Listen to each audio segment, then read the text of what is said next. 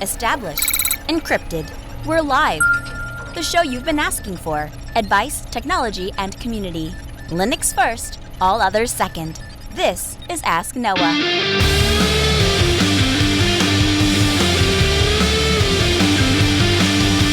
Live from Multispeed Technologies, the Ask Noah Show starts right now. This is the show where we came to do all the things on Linux they said couldn't be done and take your questions on how to do the same. The phone lines are open this hour. To be a part of the program, it is a free call, 1-855-450-NOAH. That's 1-855-450-6624, or send an email to live@asknoahshow.com. My name is Noah Chalai. I'm your host. Delighted to be here with you as another episode of the Ask Noah Show kicks off this hour. Hey, we have so many ways for you to join the show. Of course, you can join us in our interactive chat room. You can get there on freenode.net, # Noah Show. Of course, you can find that chat room on the website at asknoahshow.com if you don't have an IRC client. Hey, we also have another way that you can participate. That's our interactive Mumble room. That's back from the Jupiter Broadcasting days. We're still on their server, mumble.jupiterbroadcasting.org. Join the on-air channel and you can ask your question. 2-Bit did that. Hey, 2-Bit, welcome to the Ask Noah Show. Hey. How we doing? It's just been another one of those days. I hear you. How can I help this evening? So I have a question when it comes to audio levels, when it comes to live streaming OBS. So kind of a quick overview. Our church has audio is coming into a Midas M32 mixer, which we then, through a separate pair of bus outputs, send over to Blackmagic Design's ATEM switcher, which then outputs it to an HDMI that goes to a Magewell USB capture card, which we're capturing on a live stream PC to do our live stream with OBS. Now, the audio levels on the Magewell are on the Blackmagic ATEM switcher are well into the red. OBS's own indicator for its audio levels are well into the red, and people on live stream claim they can barely hear anything. So, what you're dealing with is a balance between gain and headroom. Gain being how much we want to amplify the signal, and headroom being the difference between the signal and the noise floor. So, for example, if any wire, 2-bit, or any amplification device, if I just leave it to its own device, is going to amplify noise. And so the trick is to get the signal as hot as possible and thereby increasing the difference between the amount of signal that we have and the amount of noise that we have, that is to say the signal to noise ratio. What is happening in that setup undoubtedly is that the original signal is too soft to begin with. And what's happening is throughout this process, one device after the other is amplifying this already too low signal. And so what ends up happening by the time it gets to the very end is, it's starting other way around. It's starting much too high, much too hot. And then what's happening as it goes along the audio chain, various devices are trying to normalize or level to wherever its zero is. And by the time it gets out to the audience, because you've started, and everybody has tried to pull it down a little bit to keep it from clipping, what ends up happening is you wind up with the end sources simultaneously distorted and too low. And so the way to fix that problem is this. So you said the audio sources, it originates in your Midas console there? Right. It's a separate bus feed from our Midas M32, which is it's kind of a bigger brother to the Behringer X32. Yep. In fact, I believe they use the same preamps I believe the preamps that are in the X32 came from the Midas. So here's how you fix that problem, 2-bit. What you would do is you would start on the Midas console, and you'll have a channel gain section. And what you want to do in the old days of analog audio, we didn't care if we bumped a little bit into the red. In fact, you kind of wanted the needles to bounce just a little bit into the red. And that's how you knew that, again, back to that signal to noise ratio, you're pushing the maximum amount of signal that you can and minimizing the noise as best as possible. In the digital world, to include the Midas box, we can't really tolerate clipping anymore, because analog distortion it's tolerable. You can tell it's distorting a little bit, but it has its own feel to it. Digital clipping is wholly unacceptable. When something clips digitally, it just sounds like this screech.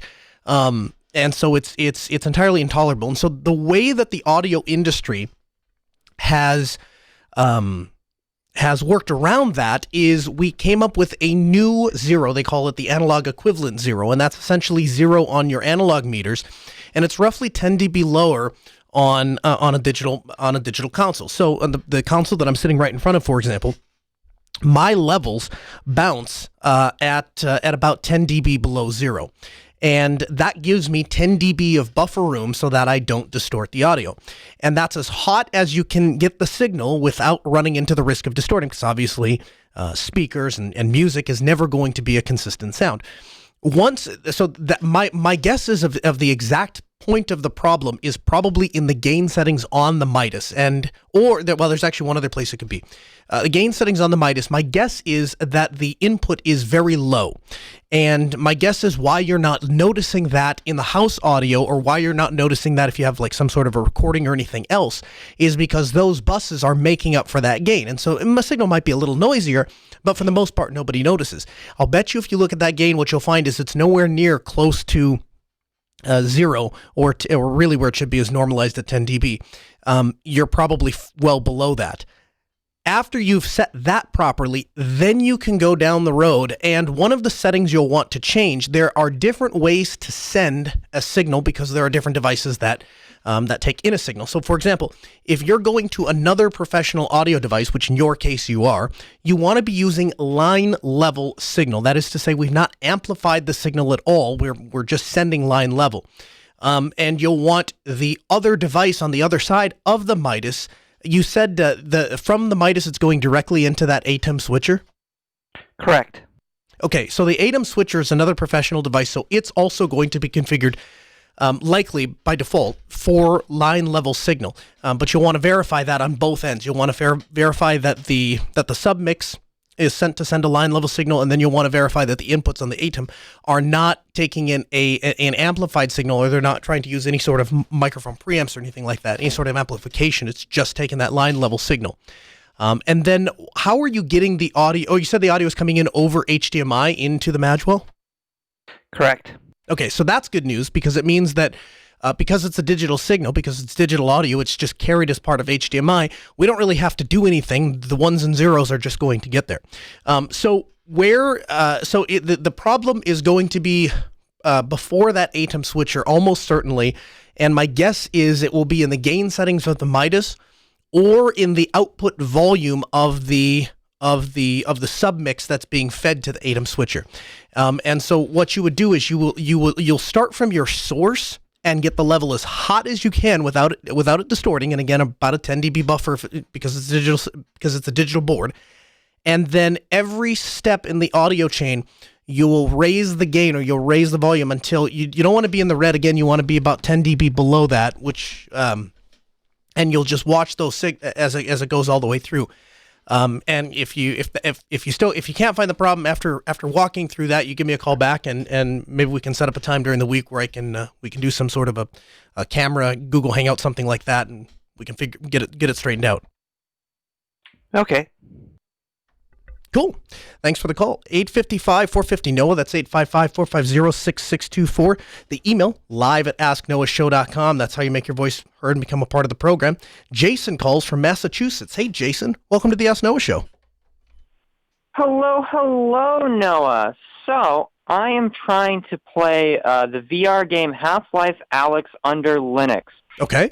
Previously, when the game came out, it was Windows only, but Valve officially supported it through Steam Play. I was able to complete the game multiple times through Steam Play, but now that the native Linux version is out, it runs decently on my system, but if I'm looking at the pistol and I shoot, there's a very high probability that my entire system freezes, and I have to SSH into the machine to save it. What are you using for a graphics card? I have an AMD Radeon RX 580. Okay. And what distro are you using? I am using Kubuntu 2004. Wow, you couldn't have asked for a better recipe to try. If something was going to work on Linux, you would think that would be it, huh? AMD graphics on basically an Ubuntu base. That's why I was... where I would start with troubleshooting this problem is this. The first thing I would do is I would try, if you have access, do you have access to a spare hard drive you can use for a day? I could get access to that, yes. I think where I would start my troubleshooting is I would start by going to a regular Ubuntu base with the GNOME desktop installed, and that's not anything that I would necessarily jump to as the conclusion. I run Kubuntu myself. I would expect, like you expect, to have no problems with it because the underlying drivers are going to be the same and the underlying operating system is going to be the same. But that said, the folks at Valve, the folks that are writing Steam and testing it, they're testing likely with Ubuntu proper. And so if there is some weird bug or some weird thing in the Plasma shell that's causing a problem, some weird conflict, that would be the kind of thing that wouldn't be caught, especially this early in the game, right? I mean, there aren't a lot of people testing on various distros, and certainly Steam's largest platform is probably going to be Windows. So I would start there. I would start with a stock install of Ubuntu with GNOME. See if you have that same problem. If you do, it is entirely possible that there is just a bug in the game, and that's something that the developers from the game will have to fix, and there may be nothing that you can do. But really where I come to is I've noticed a bajillion and one problems with NVIDIA graphics. Random things freezing. I'm not just in the game, but the desktop environment. And so if you told me that you were using NVIDIA graphics, I would suspect that there's a problem with your system. In this particular case, I'm not sure it's anything on your end. That makes sense. So give that a shot. And the other thing I will do is I will reach out to my buddy Ryan, who knows more about AMD graphics and game cards than the folks that make them. And I'll see if he has had any experience, or maybe he's even tried this game. And I'll see if he has any advice to add.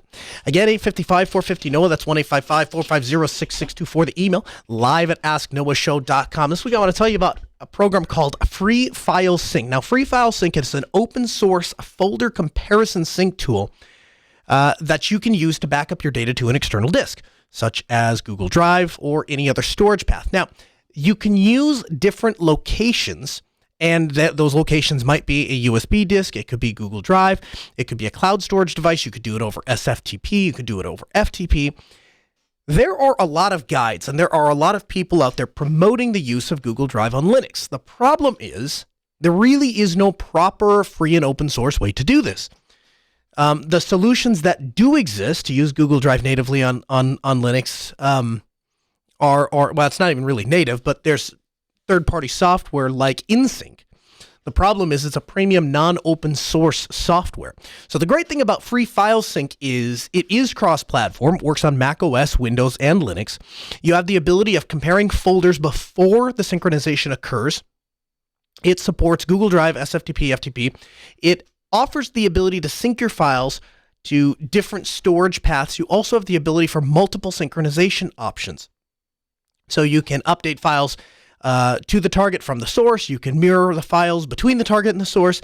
It supports two-way synchronization. This is something that I have been looking for in a file synchronization tool for a while, and allows modification to that target folder or source folder. Version controls are available if you're an advanced user and want to take advantage of that. Real-time sync is available. The ability to schedule batch jobs, and I originally started looking for a solution to more or less replicate, if you remember, back in the late 90s, the Palm Pilots and the HotSync days. The concept was this, that you would place your Palm Pilot in the cradle, and you would press the HotSync button. And what the HotSync button would do is it would initiate a bidirectional sync process in which all of the data from your computer would be dumped into your Palm Pilot, and any data that had not previously been backed up to your desktop would be sucked from your Palm Pilot and placed on the desktop Palm desktop software. Now, this was really fantastic because what it allowed you to do is you could compose, this is before internet was available on mobile devices, of course. You had the ability to compose emails on your mobile device. You had the ability to write documents and photos and small amounts of music, so on and so forth. All of these could be done on the portable device and then uploaded onto the computer with the push of a button. Similarly, any of the new contacts that you may have had or any emails that you may have saved or received, all of those will sync down to your Palm Pilot from your computer. And I found myself with a similar need in that I have the vast majority of my data stored on my NAS in my house. The problem is I'm going to be gone for an extended period of time. There's obviously smaller sets of the data that I wish to work on when I'm away from the house or wish to be able to get some work done. The way that I have had to go about that in the past is just take all the files I want on the NAS, put them in a folder just in case something happens to my laptop. I still have the original files. And then I would just make a copy of the files onto my laptop, do the work I was going to do, assuming everything went to plan. I would just move the files back to the NAS when I got home and then delete the little backup copy that I had made. Worked okay, but eventually I wanted to streamline that process, and so I came up with a hacked together set of rsync scripts that basically pulled everything from my laptop, dumped it to the NAS, and then pulled the files that I wanted on the NAS and brought them back down to my laptop. Now that has been working for me for a while, but I was looking for a more robust solution. And so when I came across Free File Sync, the thing that Free File Sync does that I've not seen other applications do is it's a twofold thing. The first is it allows bidirectional sync. Now, there are some other competitors like Nextcloud File Syncing and Cfile that do that. The thing that Free File Sync supports that those do not is both the Nextcloud syncing and Cfile are not really designed to sync over a NAS. The reason for that is this. Let's say you map an NFS share. And let's say we'll call our NFS share Noah's files. And I then have a copy of Noah's files on my laptop.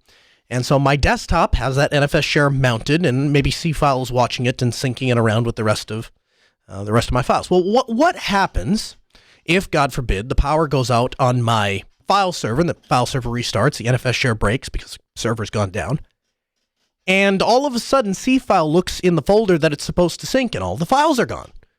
Cfile says, well, I better sync the delete around. I guess he deleted all the files. There's nothing here anymore. Sync it around. And all of a sudden, all of the other Cfile instances go down. Now, you can read about the warnings as to why you shouldn't do this.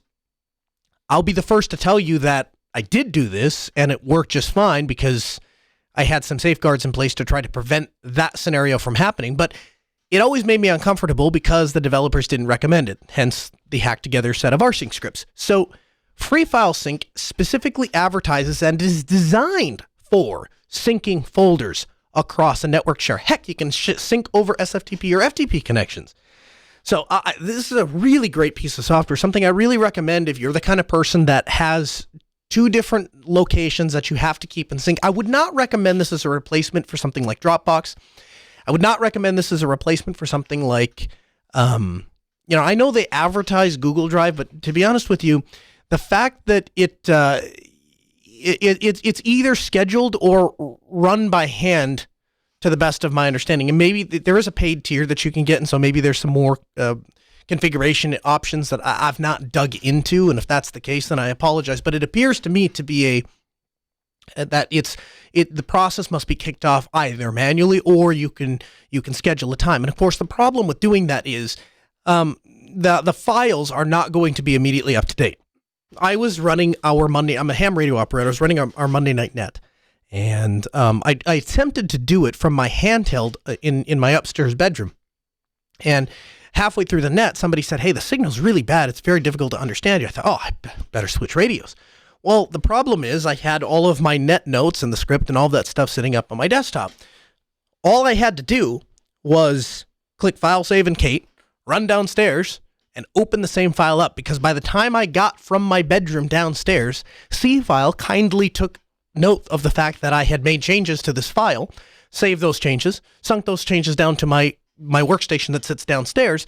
And so in the 45 seconds it took me to get from my upstairs bedroom to my lab computer, the file that I was working on upstairs, I immediately had all of the changes sunk downstairs. That's a really useful feature. But the problem is that's a really useful feature if you want immediate access to your files. The problem is it doesn't necessarily work over a NAS. And so I see Cfile and Free File Sync as two different solutions for two different problems and two different purposes. But both of them get a huge thumbs up. And so if you were looking for something specifically to try to synchronize two files bidirectionally if you're using it particularly on a mobile device, or I could see this working very well in business services, as well as if you have some data that you just absolutely can't lose and have to back it up to something like Google Drive, and you want an automated GUI application to do that so you don't have to go through the web UI, Free File Sync is a great way to do that. Again, 855-450-NOAA, that's 1-855-450-6624. The email, live@asknoahshow.com. Joel calls from Georgia. Hey, Joel, welcome to the Ask Noah Show. How's it going, Noah? Hey, man, I'm doing great. Hanging in there, and thankfully I'm working from home for now. I think my company has made me is going to make me work from home till August. So even though it's opening up, I'm still going to be a little bit. It's still going to be a little chill here, even though my state has opened up pretty good. So, so today I want to bring up the topic of audio files. I guess audio PHILE. Okay, sure. I guess. Yeah. Yep, and how it relates to Linux. I sort of caught the audiophile bug when I signed up for the promo for Tidal, the 4 months for $4 trial that's going on, and it sort of got me interested in getting some gear. I got a AudioQuest Dragonfly Black, and I'm curious and for some reason when I try using it in Linux, I can't switch the audio. I can't switch the audio from the bit rate that the Dragonfly Black is trying to detect. It's stuck at the lower 44.1 kilohertz setting, but I want to set it up to the higher CD quality setting on there. And from what I see from the documentation on the Dragonfly, it seems to Linux support is a little, but it does work on 44.1, but I just can't get it on higher bitrate. Have you ever had experience with this sort of device or a DAC?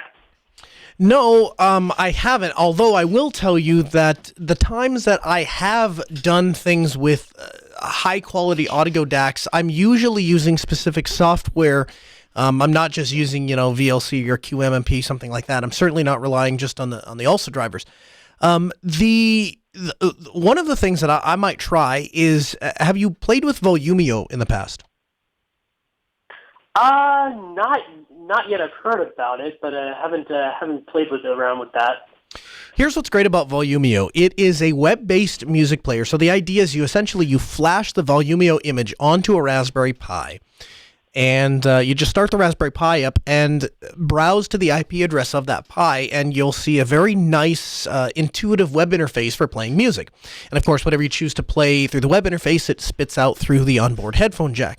Now, the reason I suggest that you take a look at Volumio is Volumio was expressly designed to work with external USB DACs. And in fact, that is exactly what I do. At my house, I have a small little USB DAC. One of the features I think that could be particularly useful to you is the fact that because Volumio is designed as an audiophiles player, it has support for bit rates much higher than what you see in traditional audio players, as well as, I think you were talking about the sampling rate, is much higher, so you can do a 48-bit sampling rate instead of 44.1. Those kinds of things will work better because there are people on there specifically trying to solve those problems for that specific device. Now, once you've established if it will even work with the Linux kernel at that higher sampling rate, then you can go back and say, well, maybe I'd like, can I get it to work with my desktop distribution? But one of the things I found, and this kind of applies to the person that called earlier today, one of the things I found very useful in troubleshooting in Linux is find the niche of Linux that has the most support, that has the best chance of getting that thing to work, and then problem solve your way from there. It works here, it doesn't work there. What are the differences between these two things? Why does it work here? Why does it not work here? And then you can start comparing and contrasting and either file a bug report and say, hey, this is not working and here's why, or hey, this is not working and here are the socio-political reasons as to why that's not being worked on a desktop distribution, for example. So, does that answer your question? I guess that's Yeah, that does answer my question. I do understand that viewpoint. Maybe that'll give me an excuse to get a Raspberry Pi now, I guess. Also, just real quickly, I want to throw this across to you. What are your thoughts on Grado headphones? I know the Dragonfly Black. Which brand? Which brand of headphones? Grado. Grado. Grado. Like G as in giraffe, R-A-D as in Delta, O as in Oscar. Okay, I have to be honest with you. I'm not familiar with that particular brand of headphones. A quick Google search does show me that they make headphones ranging from $300 to $3,000. So it's clear that they're a quality manufacturer, but I don't have any experience with them specifically. Actually, I think if you're going down to I think you're looking at the higher end of their product range. They do have some products that are in like the sub $100 to mid $200 range. I'm specifically talking about the SR series headphones. These were a pick that I remember way back during the Revision 3 days that Patrick Norton recommended. Oh, sure. And that's why that was a go-to headphone that I saw and was like, hey, maybe I should probably get it. So, and side note, I did win it in my first eBay bid, so that's good too. You can find plenty of good used audio gear on eBay, and that's pretty cool for any people who want to get into the bug of audiophilism. Here's a free tip for anybody out there buying audio gear or anything on eBay for that matter. There's a site out there called Bidnapper, Bidnapper, Bidnapper. And what Bidnapper does, anybody who has been on eBay for any significant amount of time understands that the way that you win auctions at the lowest possible price is to do what's known as sniping. Sniping is where you wait until the last possible moment for the auction to end, and then you enter the minimum bid necessary to win the auction, thereby winning the auction at the lowest possible price at the last possible minute. What Bidnapper does for me that I really enjoy is the fact that most of the time sniping requires a certain amount of commitment to that item because I have to rearrange my schedule to be available whenever the auction happens to end. And of course, the auction will always end, depending on what the seller chose, a certain amount of days, a week's time, whatever, from the time that the auction started. And so if the seller happens to list it at 2:30 in the morning, the auction's going to end at 2:30 in the morning. If the seller decides to list it at 12 in the afternoon, the auction's going to end at 12 in the afternoon, and it could be anywhere in between. Bidnapper allows you to schedule what you want to bid, and it will enter that bid at the last possible moment. Now, that does two things for me. One is it alleviates that commitment level of I have to be here watching this item. The other thing it does that I really appreciate, though, it allows you to decide ahead of time, what is this device worth? I have watched people bid well in excess of what it would cost them to purchase the item new to buy it used on eBay. And I think to a certain extent, they just get into the process of trying to win, and it becomes this competitive thing. Bidnapper kind of works against that. It allows you to sit down and create a rational idea of here's what I would like to spend on this item. This is the most I'm willing to spend. You put it in there, and then you'll just get an email if you want or not. So I would highly suggest people, and it's a great idea, Joel, buying audio gear on eBay, especially secondhand. Let somebody else take the hit on it. You buy it used. Most audiophiles tend to take pretty good care of their stuff. Totally. And hope you have a good rest of your day, Noah. Hey, you too, Joel. Thanks for calling in. Again, 855-450-NOAH. That's 855-450-6624. The email, live@asknoahshow.com. That is how you join the program. The Raspberry Pi 4 has been released with 8 gigabytes of RAM. There's a new model out. Now, the new 8 gigabyte variant is selling for $75, and many people are looking to use it as a low-powered Linux desktop.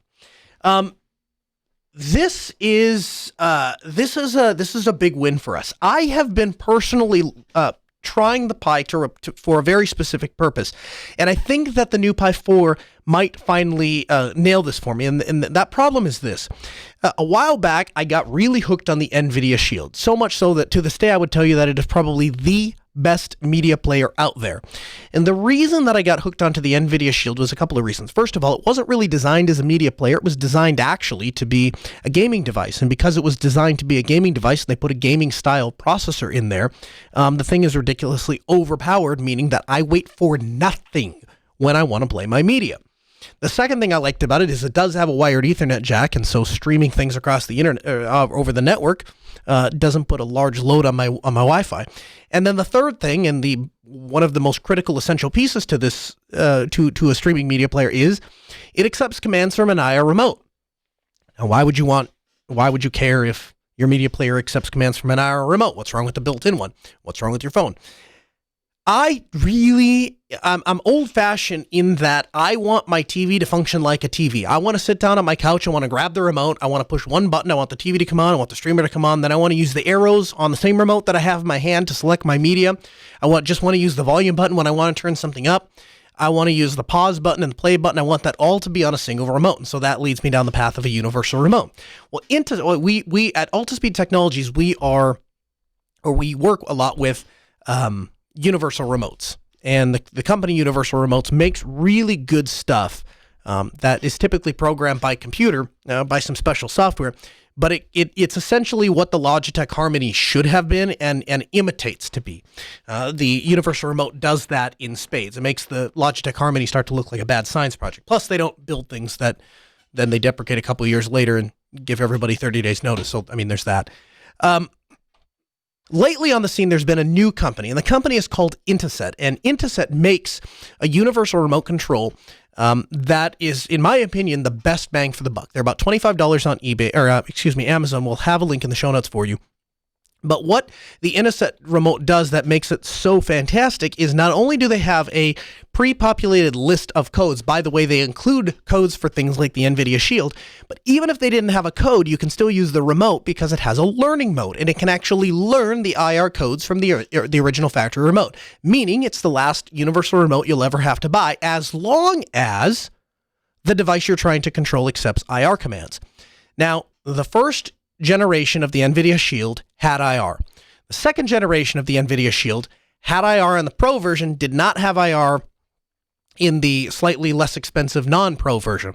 Now, the newest version of the NVIDIA Shield, the one that just came out this year, has a Bluetooth triangle-like remote, and I do believe there is some sort of IR built into the remote, but the NVIDIA Shield itself does not. Now, I contacted Intiset about this problem and said, what can we do about this? And they have come up with a third-party add-on IR receiver that they are selling. Now, I purchased one of these IR receivers, plugged it into the NVIDIA Shield. I wasn't really impressed with how that worked. I wasn't really impressed with how it functioned, particularly in Kodi. What does all this have to do with the Raspberry Pi 4? I apologize. I'm treading on your attention span a little bit, but stay with me. As I got to a point, eventually what I realized was I was just going to continue to buy the older version of the NVIDIA Shield Pro and use that with IR. And intermittently, what I've been doing is testing the Raspberry Pi loaded with OpenElect, which is essentially a distro that only runs Kodi. The reality is, while from time to time I do take advantage of either Netflix or the Amazon Prime video that the apps that come available on the NVIDIA Shield, for the most part, I spend, I'd say 85 to 90% of my time in Kodi. And I stream a lot of movies, my movies, the movies that I own, the movies that I have ripped, same with TV shows. I've gotten my kids into doing that, and it's been heaven. We had obviously some protests, and as part of the protests, my internet was a little flaky this week. My kids didn't notice because all of their media is local and owned inside of our house. I also like the fact that I have some control over what my kids are viewing and what they're able to watch. So there's that part of it as well. How this relates back to the Pi. So I have been trying these Raspberry Pis every so often to try to find one that can stream all of this media and run OpenElect seamlessly. Now, the first generation of the Raspberry Pi 4, the 4 gigabyte version, came out earlier this year, late last year, somewhere in there. I gave it a shot, and it was like 95% of the way there. DVDs played just fine.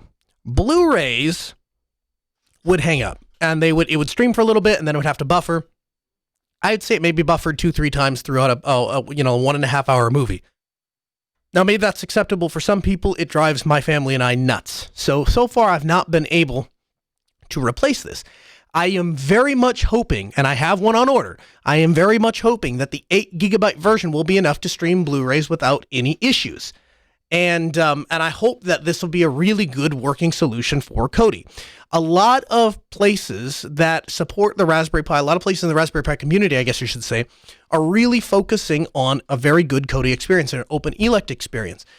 The company Flirk, which is the company who makes a little IR receiver that you can use for Kodi or for the Raspberry Pi, actually makes one of the best cases for the Raspberry Pi that I've seen. It actually looks like a little mini Apple case. And it's built very, very well. It's built out of brushed aluminum, looks very, very sharp, looks like a factory device. And so they make a Kodi-specific version. So it would be very great if I could buy these devices and replace all of the streamers in my house. Again, I also, there's a lot of people that are looking for low-power desktops or want to have desktops in multiple locations, and up until now, it really hasn't been practical. So the fact that you can buy any one of your kids a computer for $75, just plug the thing in and use it, is absolutely fantastic. And so I'm happy to see that. So I've ordered one. I will let you know when we receive the new Pi and how it works. I'm also interested to see if they've solved the heat issue that plagued the original generation of the Raspberry Pi 4. It seemed like that was kind of a problem. So we'll see if the 8GB version is improved in any way from that perspective. Again, 1-855-450-NOAH. It's 855-450-6624. The email, live@asknoahshow.com. 2bit in the chat room says, I've never had an issue with my Volumio on my Raspberry Pi 3. It only has 1GB of RAM. Now, that's in response to JJ4884, who says, what's a good amount of RAM for a Pi to run Volumio? I'll tell you, the Volumio box that is running my house right now is an original Raspberry Pi Generation 1. You want to know how many times that Volumio box has gone down? 0. Zip. Zilch. Nada. It's never crashed, ever, in the 3 years that I've had it running. To the point that I actually have a 4GB version of a Raspberry Pi 4 in a case sitting down in my basement, and it's been my intention for the longest time to switch it. But I'm so hesitant to take working technology out and swap it for quote-unquote upgraded technology when there's really nothing to gain. It's perfectly responsive, it works, it plays the music. I have it tied into my Rivendell automation system, and so it's doing a lot of automated functions as well as Home Assistant to schedule my bells and stuff like that.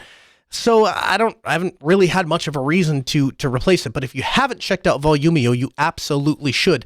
They also make a Volumio that makes a professional device for playing audio. So it's essentially custom hardware built around their Volumio software product. Again, 855-450-NOAH. It's 855-450-6624. The email, live@asknoahshow.com. Now, you're familiar with contact tracing. We talked about the privacy of COVID last week. Minnesota is in a bit. They've had a rough week. George Floyd is a gentleman who was killed when a Minnesota police officer kneeled on his neck for upwards of 8 minutes, and understandably, people were very upset when they found out that this guy needlessly lost his life, and that proceeded to generate riots all over the country. Quote, in some cities like Minneapolis, though, officials are starting to turn to a familiar tool to investigate networks of protesters. The tool is called contact tracing, and it's a familiar tool that people have been hearing about frequently in the weeks as an important component of a comprehensive corona pandemic response. According to Minnesota Public Safety Commissioner John Harrington, officials there have been using what they describe, without going into much detail, as contact tracing in order to build out a picture of protester affiliations, a process that lists officials in the state say has led to the conclusion of much of the protest activity that is being fueled from people from outside of the state coming in. Since using this tool to help fight the corona pandemic is by definition an invasion of privacy, contact tracers need to know personal details about you, such as who you've been around, where you've been, over a not insignificant period of time. That is to say, probably about 2 to 3 weeks. And now its tool that is apparently being used to build a completely different non-coronavirus related informational picture of Americans. What you need to realize here is the technology that you carry in your pocket is vastly more powerful than you realize. And companies and governments are lining up at the door to get the wealth of information that those devices produce. And we have absolutely got to be careful that in our desire to fight the pandemic, to leverage technology, and try to make life as convenient as we can by utilizing technology, that we don't allow privacy to be completely overrun. And, as 2-Bit points out, the entire year of 2020 has essentially been one big riot. And I don't want to get too far drug away from the tech side of the story, but I will say this. There is a genuine lack of compassion and a genuine lack of love that is going around right now, and it's kind of terrifying. I spent Saturday hanging out with my kids, hanging out with my wife in our backyard, and just watching them run around and play and have fun and do the things that families do on the weekends without having to pay attention to the news cycle. Coming in that night and finding out that protesters were 70 miles away from me, storming buildings and burning stuff down. Yeah, it was kind of a shock.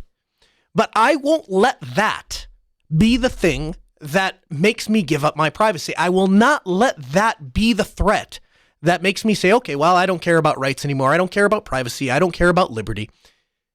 This is what I would consider a warning shot across the bow. They told you that this contact tracing and using your technology to trace your location would be used for your favor. It was used, you were told, to prevent the spread of disease, to prevent people from dying. Now you're being told, now we're finding out that at the first available opportunity, which comes just on the heels, that we don't even have a vaccine for coronavirus. This is still a very big deal. And people are not only not social distancing because they're, together burning buildings down. There are officials out there that are going to use this technology to try to limit or try to surreptitiously obtain information about you without your consent. And no one has the right to access that data without your consent. Guess what? You paid for the device. You pay for the service. You generate the data. If you choose to give that data away to third parties, well, then you've lost that right. But if you haven't chosen to give that data away to third parties, then you have a right to privacy. And so I don't bring this up to tell you not to participate in contact sharing or contact tracing. I am not bringing this up to tell you that you should not use location data to better your life and to be more convenient. I'm simply asking you to be aware that once a tool is introduced into society, it's very difficult to take that tool away, and it quickly becomes assumed. And so there are good examples of that I could cite, like things like seatbelts. I'm sure the designer of seatbelts never thought that in the year 2020, people would be writing tickets and there would be entire campaigns for people that chose not to use his invention. Similarly, I don't think the vast majority of people that have said to themselves, well, we could put GPS chips in phones and that would be really great. And then if we had hatched a cellular radio and put towers all over the place, then the phone could be in constant data communication. It could just have an IP address and just live on the internet. With IPv6, it'll be even easier because there won't even be any NAT. Every device will be on the internet. This will be great. It's almost like we said that this is a dangerous tool, and if used negligently or maliciously, you could seriously damage or entirely trample the privacy and, more importantly, the trust of people with their governments and people that trust their technology. And I think that's something we have to take extraordinarily seriously. Again, 855-450-NOAH, it's 855-450-6624, the email, live@asknoahshow.com. Now, maybe you're saying to yourself, well, no, I'll just turn off the location data. That problem solved, right? Well, 2 years ago, an investigation by the Associated Press and the Princeton computer scientists found that Google services on both Android and Apple routinely continue to track user location data even when users opt out of such tracking. Now, if users pause the location history, the researchers found that Google apps still automatically store timestamped location data without asking for the consumer's consent. Google says that this will prevent the company from remembering where you've been. Google's support page states you can turn off location history at any time. With location history off, the places that you go are no longer stored. But we found out that isn't true. Even with location history paused, some Google apps automatically store timestamp location data without asking. It's possible, although it's laborious, because you have to literally go through and select each one of those entries by hand, but you can delete them. For example, Google stores a snapshot of where you are merely by opening its Maps app. Automatically daily weather updates on Android phones pinpoint exactly where you are, and some researchers that have nothing to do with location, like chocolate chip cookies or kids' science kits, pinpoint your precise latitude and longitude accurate to the square foot and save it to your Google account. Now, to stop Google from saving these locations, the company says that users can turn off another setting that, interestingly enough, has nothing to do and says nothing about location data. It's called Web and App Activity, and it's enabled by default. Now, the setting stores a variety of information from Google apps and websites to your Google account. So that was the report that came out 2.5 years ago. Fast forward to the 27th of this year. Arizona Attorney General Mike Brnovich has sued Google for violating the Arizona Consumer Fraud Act over the practice. Quote, Google told us that with location history off, the places you go are no longer stored.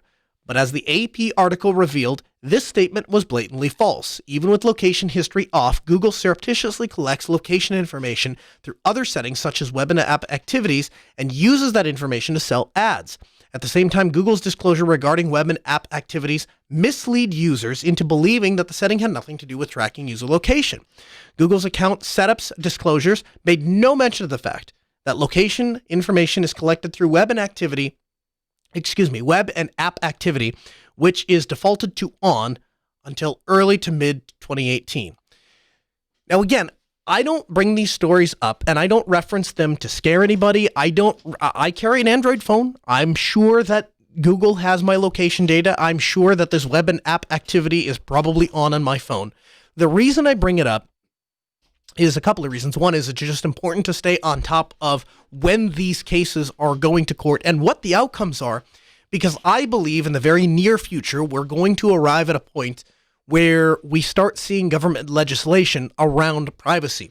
And I think if we want to have input on that discussion, and we want to provide meaningful insight into that discussion, then we need to watch what happens with the preceding actions, because every really bad thing that happens in life usually is preceded by a number of unwise decisions. And so if we can identify what the smart things to do, what the wise things to do in these situations are, and pay attention to what these companies are doing, then we're in a better position to make a determination skating down the road 5-10 years when this comes up and we start talking about legislating it. And I really believe that's where this is going. Ever since Edward Snowden did what he did, there has been a nonstop discussion trying to find a balance between enforcement with the impenetrable safe. We have now arrived at a point where it doesn't matter what warrant process you go through. It doesn't matter what judge signs off on something. If somebody has placed something in an encrypted drive and they simply close the laptop lid, it's game over, more or less. And so there is a very thin line between allowing people to commit criminal activity with no oversight and violating people's Fourth Amendment privacy rights. And I think that we are getting closer and closer to deciding to draw that line in the sand. And I think cases like this exemplify specifically why it's necessary to have some sort of oversight. Because the reality is, look, if Google wants to collect information and you want to give it to them, who am I to tell you otherwise? Who am I to tell them otherwise? But man, when you start putting options in there that say, don't save this location, and then they save that location anyway, what's to say we have all of these app permissions that we're all so proud of? Oh, well, Apple asks me for this permission and that permission, and my Google phone asks me if I want to use the microphone or if I want to let this app access my location data, so on and so forth. What's the point of having all of that infrastructure? What's the point of building all that out? What's the point of customizing all of your privacy settings if the little buttons are just knobs on a screen? They don't really do anything. And what you have to understand about Google, and what I take away from this story, is that Google pays probably floors of people to sit down and say, listen, we want to be able to stay within the letter of the law and the letter of our privacy policy. So when we tell people to turn off their location data, then we can't obviously collect location data from that phone. What are some other ways that we can go about getting so we still know where these people are? Because we need to know. That's how we sell ads. And I don't know how else you arrive at you're still collecting location data even once the radio button is turned off. Now they're not getting it from the GPS chip in the phone. I looked into it. They're using cell phone carrier companies. They know which tower IDs and what physical address those towers are located on. And so what they're doing is, or at least one of the ways that they're doing this, is the phone records, hey, I saw this tower at this particular time. And they can go back then and say, okay, that tower is at this geographical location, and then it reported this tower and this tower and this tower, so clearly this person took this path from here to here. And while that doesn't technically violate their privacy policy because it wasn't collecting location data from the GPS chip, at the end of the day, they're still getting your location, so it seems dishonest to me. EA is open sourcing Command & Conquer Tiberian Dawn and Red Alert. They plan to release the codes for the classic real-time strategy games. One of the things that is speculated is going to come out of this is the ability to use the assets to create mods. And they're saying that these mods could actually be quite extensive because there are a lot of assets that are involved with these two games.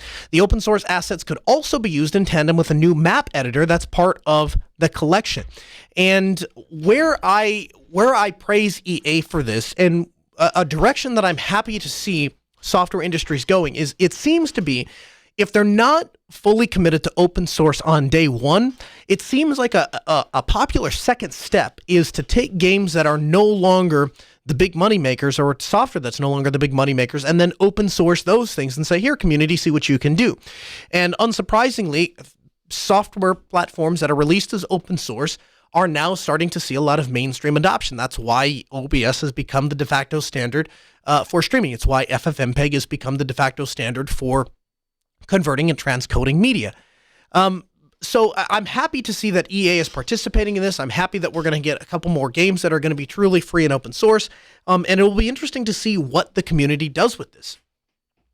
And Western Digital is in the news because they, all three hard drive companies, Toshiba, Western Digital, and Seagate, use something called Shingled magnetic recording. And SMR is essentially where the hard drive platter writes in a track, in a circular track.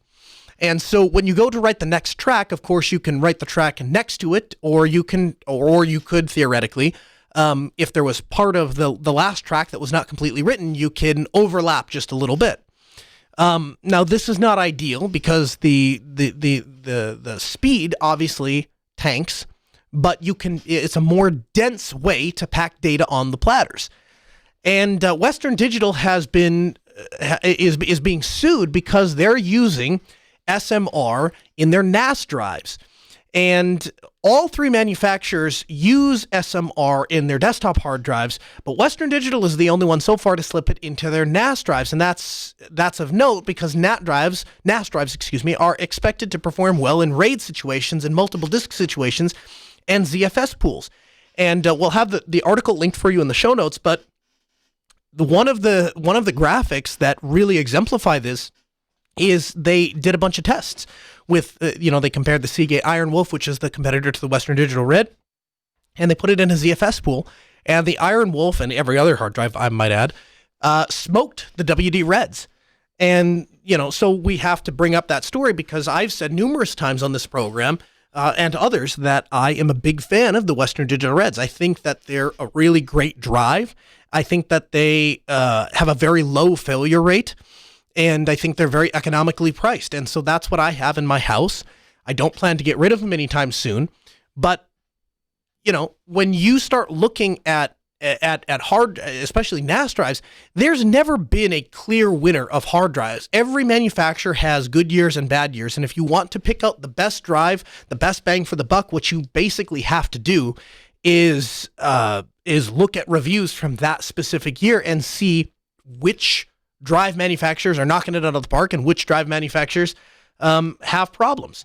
And so if you were looking at buying a Western Digital Red, I would tell you to hold off a little bit until this story finishes its course and Western Digital either reverses course. I understand that the customer service at Western Digital is swapping drives. So if you do have a drive that has SMR in it and you would like to exchange it for a drive that uses the conventional the conventional writing or conventional magnetic recording, I guess would be accurate, CMR, then you just contact their customer care and they'll help you. Kyle writes into live@asknoahshow.com and says, long-time listener, first-time emailer. You mentioned a long time ago a program that can record a terminal session. I can't remember if it was just track the text or literally to screen capture the user in a session, but I'm curious if you could bring this up again and give suggestions. Basically, I want to help troubleshoot issues with users and make sure that they're following the prescribed directions. Likewise, if they allow somebody to remotely enter their machine, they should have access to everything the user did while connected. Thanks, Kyle.